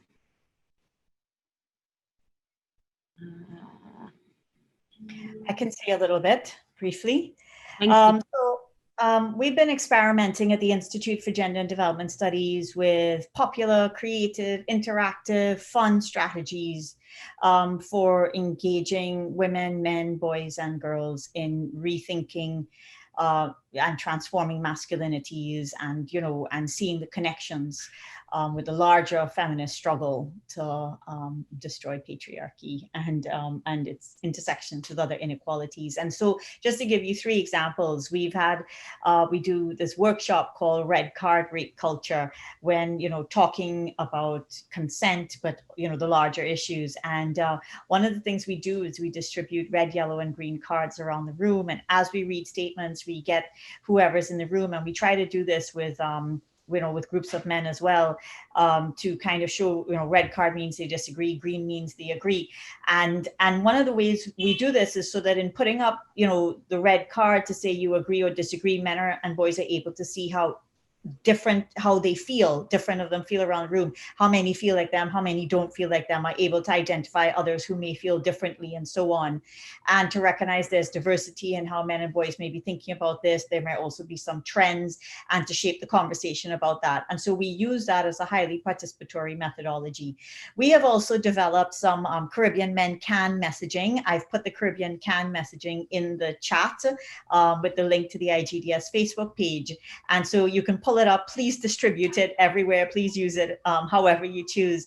And our Caribbean Can messaging, we've then printed it on flags, paper flags. We print 500 paper flags for International Women's Day. We're part of organizing a large march with women's rights messages on the flags that also run on radio, that also run on social media. And so we print these Caribbean Men Can flags so that they are integrated in the context of celebrating women's rights, and are there again, that can be held, embodied, used, photos taken with them, and so on. And so we've tried to find popular ways of integrating these messages in ways that can say, in ways that are accessible, because we recognize that all of us, not just men and boys, but all of us are coming into movements and politics from different stages of understanding and different stages of comfort, and because it's a negotiation with all of our gender socialization. So for us, finding ways to be not confrontational, that's not the word, but finding ways to get participation first, and to see that embodied act as important is part of what we're doing. And just to kind of highlight the campaign around, for example, with LGBT adding, protections for sexual orientation to such things as our Equal Opportunity Act. What we have realized here is that where it is we cannot engage in successful, say, legislative work, that there are other sites of institutional advocacy and engagement that around the international HIV/AIDS movement and its local instantiations, there's actually very progressive work around youth and health and family life education, around bullying. And so the suggestion is, if you want to make systemic change, sometimes it's not at the macro systemic level, but sometimes it's at the systemic points of intervention where there are openings, and then finding those as lower hanging fruit along the way. Thank you, Gabrielle. And would anybody else like to follow on with ways of, I guess, yes, Jeff, go ahead. Yeah, well, actually, I wanted to say one thing about a previous comment, then I'll go on to this last part, which is that I think this issue about interventions needs to be looked at very, very carefully, in the sense, as was said earlier, back 15 minutes or so, I think the ways in which interventions are done with men and boys has to be done in terms of gender transformation, and not to overclaim, because there is quite a lot of research that shows that some interventions with men and boys actually are not so as effective as they are sometimes proposed. So that's one comment just to one side. But coming back to the main point that were raised by the two questioners, I'll pick up on the second one and pick out on Gabrielle's comments. I mean, I think there's a need for like a double strategy. There's like a social movement strategy, which Gabrielle just outlines, as I understand it. But I think also it's really important actually to take up all these issues without embarrassment, without hesitation, to putting it, again, very direct, men in power, whether it's the top of governments, prime ministers, top of corporations, top of universities, whoever, and to make this kind of like a more, I don't know, normal, inverted commas, conversation, actually. I mean, that could be scary sometimes, but I think it has to be done, because we all know, well, I think there's a lot of research that shows that changing institutions, it changes partly from pressure outside, but it also changes partly by getting some degree of cooperation from some people, women and men, and further genders, from those who are in positions of relative power at the top.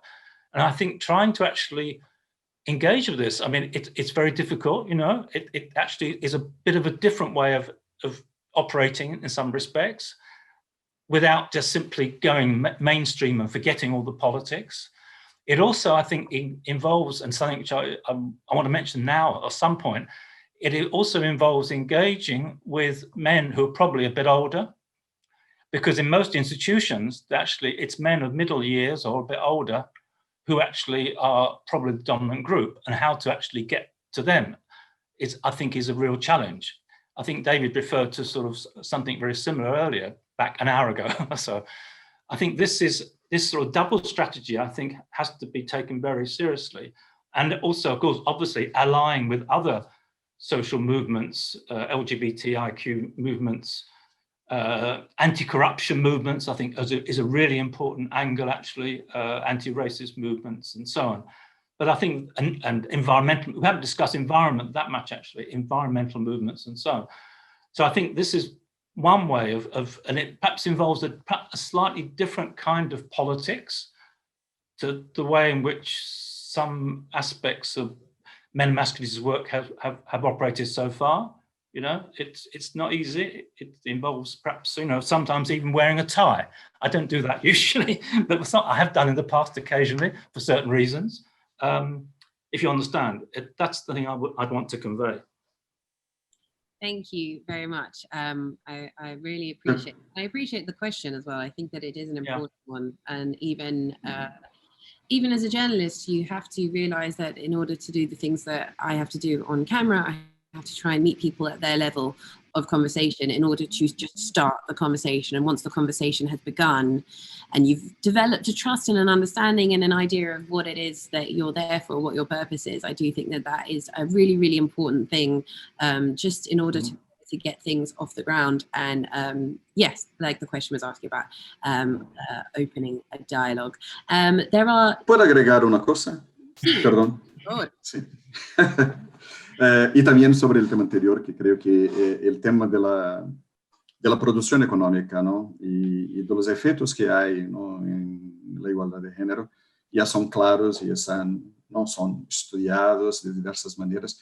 Y creo que hay dos puntos que me gustaría llamar la atención, o sea, que no solamente la economía productiva, pero la economía del cuidado, ¿no? O sea, cómo el trabajo de cuidado, y sobre todo creo que en estos tiempos pandémicos, ha sido más que valorado en términos de pensar la participación de los hombres en el mundo del cuidado. Entonces, la economía, no solamente la economía productiva, del trabajo formal, o del trabajo que trae la plata para la casa, pero también ese trabajo que casi pasa como invisible.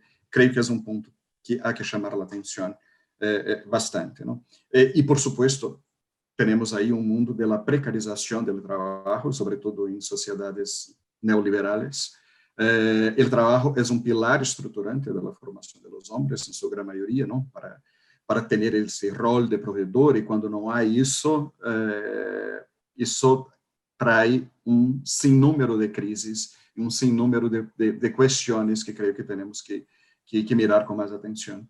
En respecto a las dos preguntas, me gustaría solamente agregar algo que me parece que también los tiempos pandémicos nos ha enseñado bastante, que si por un lado, ¿no? Las estrategias de conversaciones face a face presenciales siempre fueran, ¿no? de lo más usado en los ámbitos educativos, en los ámbitos de salud, pero creo que pensar la Internet y las posibilidades, no solamente en términos de la violencia que hay, ¿no? Y hay mucha gente dedicada a pensar, ¿no? De Manosphere y todos los grupos conservadores, pero creo que también hay ahí una oportunidad, y he visto varios grupos aparecer a lo largo de 2020, justamente en esas interacciones, que son otro tipo de interacción, por supuesto, pero creo que también es algo para pensar, sobre todo entre los jóvenes, ¿no? O sea, el poder de la Internet, pero un poder en el sentido de la construcción, de la discusión, de la reflexión que se puede dar en esa dirección. Muchas gracias. And I really think that kind of does throw us into the kind of final 10 minutes that we've got. It's gone so quickly. I can't believe we've been here for an hour and 50 minutes, but we've covered so much ground. I think it is really interesting that we've covered, you know, the challenges and issues and the areas where, you know, some things are making a dent in the conversation, and trying to push towards a kind of more equal society around the world. And I would like to put to each of the panelists the question, if you had to imagine a future, you know, beyond this kind of COVID darkness and beyond the kind of fear and uncertainty that we've got, and you're imagining, you know, what it is that you're doing, all the work you're doing for, what is the main kind of thing that you crave, that you're kind of thinking, this is where I want us to go, this is the kind of change I want to see practically, this is where I want to see these conversations actually turning into a reality and having an effect? What kind of tangible thing do you think that you want to see from the work that you're doing in the regions that you're in, and kind of specific to where it is that you are in the world? I know this is quite a broad question, so I guess I'll fill with an answer of my own first, which is, I guess I want to see more trust and honesty in conversations, and for people to feel like they can share their truth, whoever they are, and that there won't be, I guess, a pressure to not be able to be who people are. And I think that is a really big issue, especially when we're talking about men, women, masculinities, kind of feeling oppressed. in a way that means that you can't share your truth. And I think that is a driving force for me, is to be able to allow people to share their truth, especially people that have been silenced. So yes, is there anybody that can think of a response? Yes, thanks, Gabrielle. Always hand up, you're at top of the class. Well, you know, I have so many things that are a dream that I wish none of us had to wake up in the morning and deal with any of this and could get on with our lives and read a book and spend time with our loved ones and all of that. But I would like to say that I wish we did not think of these as men's issues and women's issues. I wish that as men begin to engage more and more, and boys, as I hope they will, they understand that climate justice, migrant justice, you know, support for indigenous sovereignty, you know, support for ending men's violence against women, support for ending child sexual abuse. These are the issues that men and boys should be engaged in, not men's issues. There is no such thing as men's issues. They are how men of various vulnerabilities experience the kinds of harm created by the intersection of highly, you know, unjust isms of multiple kinds.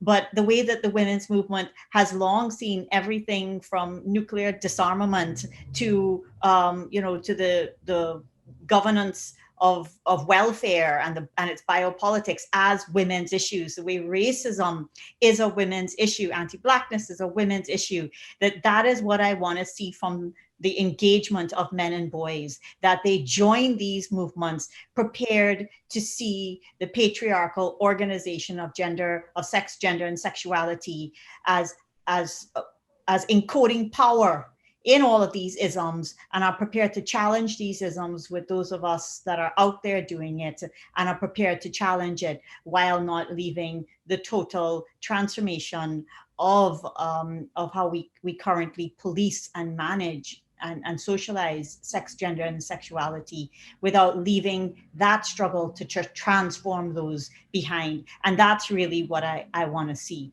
going ahead. There are movements out there, join them, and be prepared to see all of them as the issues that men and boys should be engaging on.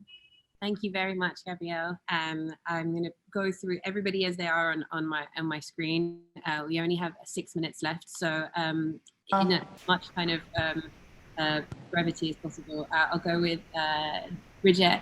What would you like to say about the future? Just to say thank you to Gabrielle for those inspiring words. I absolutely concur with them, and I just will say that I will insist in the word transition, because we are starting to talk about going to a new world, a new way of doing things, and we need to accelerate transition, and the role of the old masculinities and if there's the old subjected feminities has to change for the building of this new world. So if we can join really thinking on these power structures from the past, and we can really jump ahead for the environment, for the civil rights, for participation and creativity, we will probably be able to survive this environmental and social challenges ahead. Thank you so much. Jeff, would you like to give your response next, please? Yeah, I'll try. I want to see a world where you don't have 1% of the population having the same wealth as half the population. Oxfam has done some amazing work on this. I want a world where there isn't this new domination of authoritarianism and racism. And of course, yeah, to have a planet that also survives, and also to see what we're doing as part of a, well, it's a long-term, but also a very urgent historical process. So it's both, it's like long-term, but also it has to be quick as well. And the last thing I would add is I want to really actually problematize the category of men as well. And this might sound a bizarre thing to do, but I think it's not clear at all, actually, like who qualifies to be a man? What is a real man? I want to basically deconstruct men actually as well. Thank you very much. Y Marcos, ¿cuáles son tus sueños para el futuro? Así como Gabriel, son varios, y las palabras de Gabriel fueron muy inspiradoras, pero creo que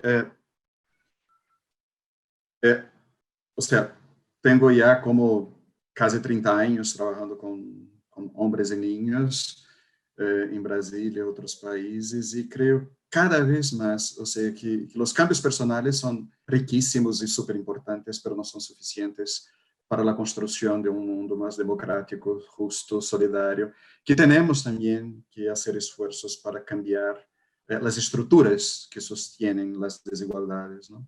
Y ahí creo que todos y todas, y totalmente de acuerdo con Gabrielle, que no hay men's issues o women's issues, pero hay nuestros issues, no, nuestras cuestiones que afectan a todos y todas tenemos responsabilidades y posibilidades de hacer cosas en el ámbito de lo más chiquito, de lo más comunitario, al ámbito ahí un poco más global, ¿no? En ese sentido, quería rescatar un poco, ¿no?, los aprendizajes con Paulo Freire y también con los compañeros que iniciaron todo el enfrentamiento de la pandemia de SIDA hace como 40 años en Brasil, que es el tema de la solidaridad. Y yo creo que la solidaridad no solo interpersonal, pero también entre países de manera más global. Gracias. And Fidele, do you want to go next, please? We have just 2 minutes left, so we'll have to be quick about the last ones, I'm afraid. Sorry. Yes, I have 3 dreams. Hello, Ima, can you hear me? Can hear you, yeah. 3 yes. dreams. Yes, my first dream is to have a gender-just society with meaningful participation of young people. My second dream is to have progressive policies around male engagement in care work. And my third dream is to have a close collaboration between our government and civil society organizations. Thank you. Thank you so much, Fidele. Thank you for being so brief. David? My dream is that after this current moment of strongmen, we don't fall into nostalgia for kinder and more subtle patriarchs, and we instead take this opportunity to radicalize, to hope for more foundational change, rather than eking back into the comfort of a form of patriarchy which was more subtle about its sexism. Thank you. Extremely powerful that is. And I believe that we just haven't heard from Anthony. So Anthony, please could you let us know what your dreams are? Yes, well, I don't know if it's dreams, but maybe on this way forward, I'm really appreciative of how intersectional our approach has been and how it provides a more holistic picture of what the issues are and how we need to work on them. And I hope that continues. We hear more from people who have been marginalized, who have not historically been given voices or who have power. And I hope that in combating, I want to see more accountability in combating our cultures of impunity. And I think that needs to go up to the hidden power structures at the very top. So how do we overlook the militia leaders who became political leaders in Lebanon? How do we overlook sexist comments and justifications of quote unquote locker room talk and then have someone become a president? And in issues of conflict, how do we combat militarism and militaristic leaders in places of the Middle East, as well as asking questions of where do the guns come from? Where are they being developed? Where are they being sold? And if we really want to dismantle patriarchy, then I think we need to continue to follow that stream up to the source. And that would be a dream of mine. Thank you so much, Anthony. And thank you so much to each and every panelist, all of you from around the world. I feel really, really lucky to have moderated this panel and just been able to draw on all of your different experiences. It's been an absolute pleasure to spend the past 2 hours speaking with you. So thank you very, very much. Thank you. Thank you. Have a great day. And I'll pass Thank you, everyone. Thank you. Thank you, Iman. Thank you very much. Thank you. Oh. Bye-bye. Thank you so much, Iman, for the sterling moderating of a powerful panel, some very formidable speakers with, lots of food for thought on my table. And I think what this discussion has managed to confirm and also place as a challenge is that when we define toxic masculinity and patriarchy, it is broader than just how men treat women, boys treat girls, how masculinity responds to women. But it is also about so many other structures of our society that are patriarchal, that are oppressive, and that perpetuate toxic masculinities. I found it absolutely illuminating when reference was made to money that states spend on defense.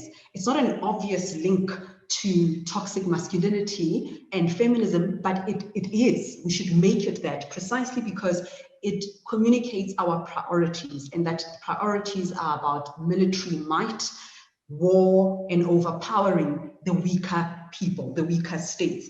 And it also reflects our priorities when our budgeting, our investments reflect a commitment to maintaining the power relations in society. And if we are to dismantle toxic masculinity and implement feminist approaches to engaging men and boys and transforming masculinities, then we ought to look at every single layer of society and where our resources as countries are going towards. What are we communicating when we invest in one thing and not the other? And also an appreciation of the complexity, the intersectionality of all these issues. You cannot talk about gender justice without addressing climate justice. You cannot talk about gender justice without addressing racism. You cannot talk about gender justice without addressing equality. And I really appreciate that you all went there with so much heart, with so much soul, and with so much detail. Thank you so very much, all of you. And I must say, the chat box, I mean, the messages are just refreshing so very quickly, but our participants are really appreciative and they are expressing their gratitude for your input today. So thank you so very much. Powerful moderation, someone says. I really enjoyed this plenary. That's Tricia from Southwest Nigeria. We have another message saying, appreciate you, my brother, Fidele. Many thanks, Iman. Selina Ahmed says, excellent session. I enjoyed it a lot. And Suleiman says, this is exactly what is happening in so many local communities of South Africa and around the world with the rise of local gangs and mini militias. Thank you for addressing and highlighting this. So that's that.